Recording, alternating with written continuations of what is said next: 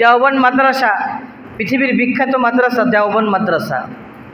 যখন প্রথমে কাসেম নানুতুবি রহমতুল্লাহ আলাইহি করেন, হঠাৎ এক পর্যায়ে মাদ্রাসা চালাতে চালাতে হঠাৎ একদিন মাদ্রাসায় খাবার শর্ট হয়ে গেল। মাদ্রাসার শিক্ষক বলতেছে, হুজুর আর কিন্তু খাবার নাই, 2-1 দিনের মধ্যেই খাবার শেষ হয়ে যাবে। চিন্তায় ধরা দিলে বাবা, চিন্তিত হয়ে গেল। কাসেম নানুতুবি রহমতুল্লাহ আলাইহি চিন্তায় পড়ে গেল, বলে বাবা 2-3 দিন একটু চালাও, তারপর দেখি আল্লাহ কি ব্যবস্থা করে। একেবারে 3 দিন হয়ে গেছে। তারপর বলতেছে, হুজুর আর একদিনেরও খাবার নেই, এবেলা খেলেই শেষ। এতগুলো বাচ্চারা ছাত্ররা না খেয়ে থাকবে, একটা ব্যবস্থা করা যায় না? কি ব্যবস্থা করবে? কাসেম নানুতুবি রহমতুল্লাহ আলাইহি বাড়ি থেকে বের হলেন, দেখি একটা কাজের সন্ধান পাওয়া যায় কিনা। বলেন না সুবহানাল্লাহ।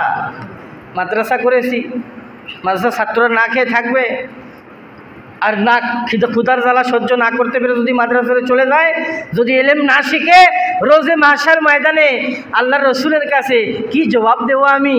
দিন কি सूरज डूब रही है हम लोगों की सामने, রোজে মাহশার क्या जब है মুস্তাফা কি সামনে। মুস্তাফার সামনে কি জবাব দেব? বের হয়ে গেলেন বাড়ি থেকে, হাঁটতে দেখা গেল একেবারে লঞ্চ ঘাটি, লঞ্চ স্টিমারের ঘাটে দাঁড়ায় গেছে কাসেম নানুতুবি রহমতুল্লাহ আলাইহি। দাঁড়ায় গেছে কয়েকজন কুলি দাঁড়ায় আছে, তারা বিটকেস লার্গেস এগুলো আছে না সব, ওইগুলো বহন করে। তো বলতেছে, ভাই আমি অনেক দূর থেকে এসেছি, আমাকে কি একটা কাজ দেওয়া যায় না? বলে, আমাকে কি একটা কাজ দেওয়া যায় না? আমি একটা মাদ্রাসা করেছি, আজকে মাদ্রাসা থেকে আজকে খাবার শেষ হয়ে গেল, গতকাল থেকে তারা না খেয়ে আছে, ভাই একটা কাজ কি দেওয়া যায় না? কিছু মানুষ আছে তারা আলেম ওলামাদের কথায় দুর্বল হয়ে যায়, তখন তারা বলে, জি হুজুর আপনি যদি কাজ করতে চান আমরা আপনাকে কাজে নেব। ঠিক আছে, কাজে নিব। কয়েক ঘন্টা পার হয়ে গেল, কিন্তু একটা লঞ্চও আসে না। তো হঠাৎ দেখা গেল একটা মাত্র লঞ্চ আসতেছে, একটা, কিন্তু ওই লঞ্চের যাত্রী শুধু একজন। কয়জন? শুধু একজন ভদ্রলোক ওই লঞ্চের যাত্রী। লঞ্চ ঘাটে ভিড়ায় দেওয়ার পরে দেখে যাত্রী একজন, কিন্তু তারও যে বিটকেস, বড় বিটকেস 2টা। তখন ডাকতেছে, একজন আসো, বিটকেসগুলি নামাও।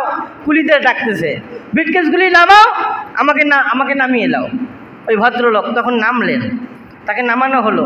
তো অন্যান্য কুলিরা বলছে, হুজুর আপনি তো সকাল হলে এসে দুপুর হয়ে গেল, একজন কাস্টমারও পেলেন না, তো একটু যান, ওনার কাছে যান, নামান, কিছু পয়সা আপনাকে দেবে।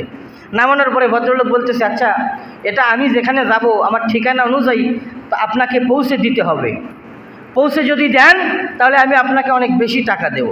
কাসেম নানুতুবি চিন্তা করলেন, হায় আমার তো একটু বেশি টাকারই দরকার, যত একটু বেশি নজরানা পাবো তত আমি একটু খাবার, ছাত্রদের জন্য একটু খাবার একটু বেশি নিয়ে মাদ্রাসায় যেতে পারবো। ঠিক আছে, বিটকেস মাথায় নিলেন, নিয়ে হাঁটতেছেন। হাঁটতে ভদ্রলোকটা এক পর্যায়ে হঠাৎ কাসেম নানুতুবির মাথার দিকে তাকালেন, বিটকেসের দিকে। চিন্তা করলেন, আগে চিন্তা ভাবনা করলেন, হায় আমার বিটকেসটা অনেক ভারী, একার পক্ষে তো সম্ভব নয়। তাকিয়ে দেখে আল্লাহর ওলি কাসেম নানুতুবির মাথায় বিটকেস নাই, বিটকেস আর মাথার একেবারে মাঝখানে আধা হাত ফাঁকা। কি ব্যাপার দেখে অবাক হয়ে গেছে।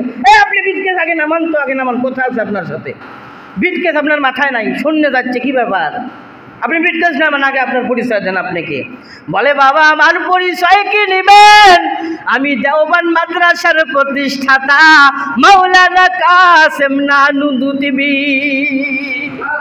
আজকে মাদ্রাসার বাচ্চাদের খাবার নাই, এই জন্য আমি আলেম মানুষ এলাকা ছেড়ে কাজের সন্ধানে বের হয়েছি। দুঃখের কথা কি বলবো, আপনি এই জন্য কাজে নিয়েছেন, একটু বেশি পয়সা দিবেন বলে আপনার কাজ নিয়েছে।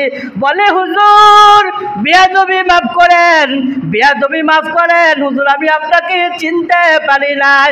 ও আল্লাহর ওলি, 3 দিন 3 রাত হয়ে গেল, আমার একটা রজরও ঘুম হয়নি, একটা পারও ঘুম হয়নি। বলে, বলে কেন ঘুম হয়নি? 3 দিন একেবারে 3টা রাত হলে আল্লাহর নবী প্রতিদিনই আমার ঘরে আসে। স্বপ্নের ঘরে আমাকে বলে, পাগল তাড়াতাড়ি যা, আর কিছু টাকা পয়সা নিয়ে তাড়াতাড়ি চলে যা দেওবন্দের জমিনে। আমার কাসেম নানুতুবি মাদ্রাসা করেছে, মাদ্রাসার ছাত্রদের খাবার নাই, তাড়াতাড়ি যা, ঘুমানো চলবে না। তাড়াতাড়ি চলে যাও, ঘুমানো চলবে না। আমার কাসেম নানুতুবির ঘুম নাই। লোক লজ্জার ভয় এলাকা ছেড়ে কাজের সন্ধানে বের হয়েছে। হুজুর আমি তো চলতেছি আপনার মাদ্রাসার দিকে, আমি আপনার মাদ্রাসার দিকেই চলতেছি হুজুর। দেখেন, যারা আল্লাহ পাকের দ্বীনের খেদমত করে, এলেমের খেদমত করে, আল্লাহ এভাবে সাহায্য সহযোগিতা করে তাদেরকে।